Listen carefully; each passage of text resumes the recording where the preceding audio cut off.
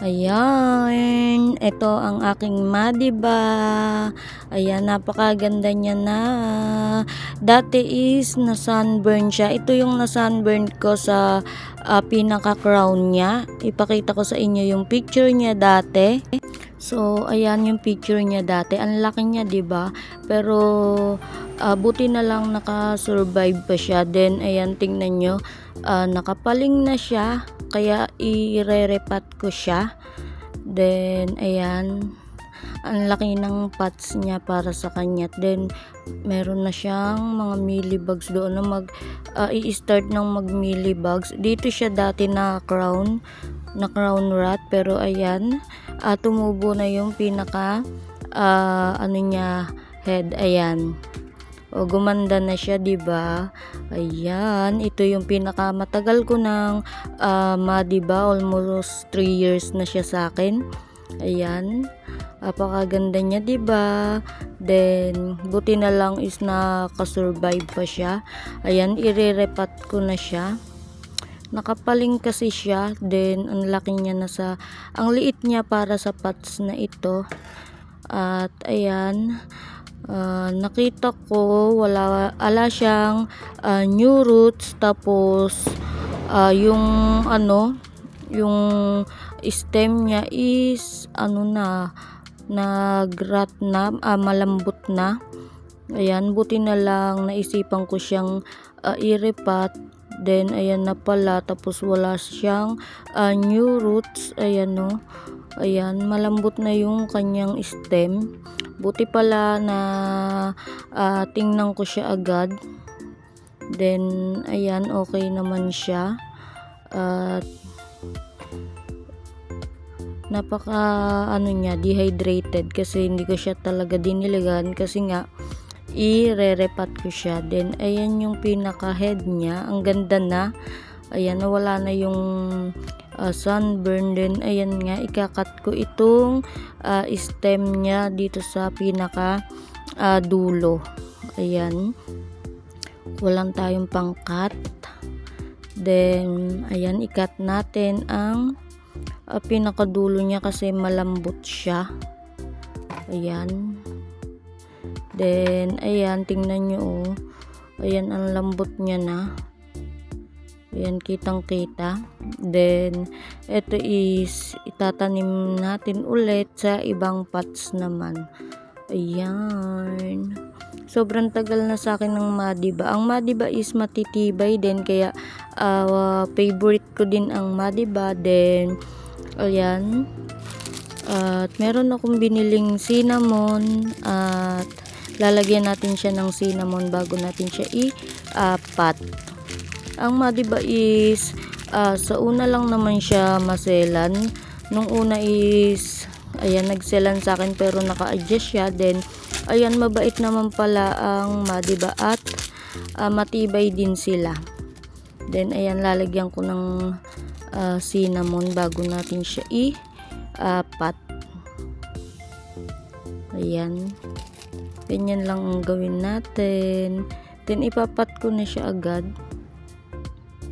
Sana is mag-survive ito. Ayan, ang ganda-ganda pa naman ng Madiba. Then itong Madiba na to is apakahalaga sa akin. Ayan, kasi ito is bigay sa akin ni Ate Angge. Ayan, Angel Hara Channel. Ayan, yung Madiba niya is napakagaganda at napakalalaki. Ayun, sobrang gaganda ng Madiba niya. Then ito ang binigay niya sa akin kasi ang favorite niyang succulent is Madiba. Ayan, kaya napaka importante din sa akin na to. Ayan, naging favorite ko na din ang Madiba kasi sobrang ganda niya. Then ayan, lalagyan ko siya ng stick para tumayo siya. Ayan, lagyan lang natin siya ng stick para hindi siya bumuwal-buwal. Then dagdagan ko lang ng soil. Ayan, sana is hindi matuluyang mag-rot ito. Meron akong twin head dati, then nung kinat ko ay natuluyan siyang mag-rot at hindi na siya nakasurvive. Then ito sana is makasurvive. Meron pa akong madiba, bali tatlo pa yung madiba ko. Then ayan, ito is pang 4. Ayan, 4 ang aking collection ng madiba at sobrang gaganda talaga nila. Then ayan, ito dati is nagka-drops. Ayan, then nawala dahil na sunburn din siya. Nawala ang pagka-drops niya. Then ayan, sana is makasurvive ito. Ayan, lagyan lang natin siya ng soil, dagdagan lang natin. Try nyo din mag-alaga ng madiba, sobrang bait nila. Then ang ganda pa nila pag na lumabas yung pinaka-stress color nila. Meron ding madiba drops, madiba curl, madiba na color black. Ayan, madami ding variety ang mga madiba.